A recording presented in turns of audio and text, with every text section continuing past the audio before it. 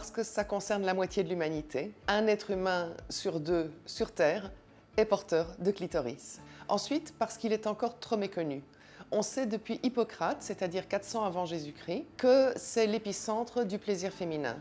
Et pourtant, il n'est apparu dans les manuels d'anatomie que très récemment, au XXIe siècle. Alors je voudrais aussi mentionner le fait que comprendre le clitoris, comprendre les similitudes entre le clitoris et pénis, permet de comprendre que la question se pose parfois à la naissance, permet donc d'avoir de l'empathie pour les personnes touchées par la question de l'intersexualité et donc d'éviter beaucoup de souffrance.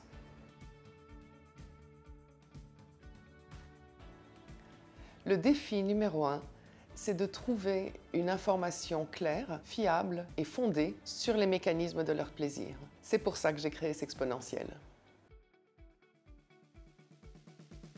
Alors, le premier mythe, c'est que le clitoris ne sert à rien. Le plaisir ne sert à rien? Vraiment? Allez dire ça aux hommes. Le mythe numéro 2, c'est que le clitoris procure un plaisir immature. Merci, Dr Freud. C'est totalement faux, on le sait aujourd'hui.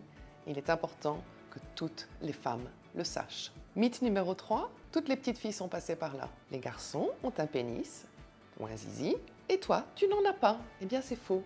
Tu as un clitoris, et ton clitoris est tellement plus sensible que le pénis des petits garçons. Comme le pénis, le clitoris entre en érection. Et comme pour le pénis, l'érection est source de plaisir.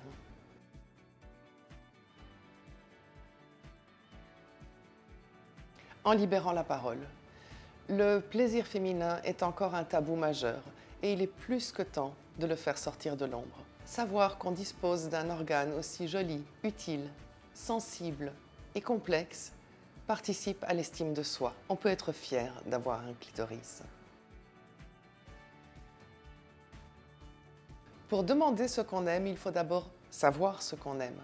Il faut donc avoir accès à de l'information et puis s'explorer.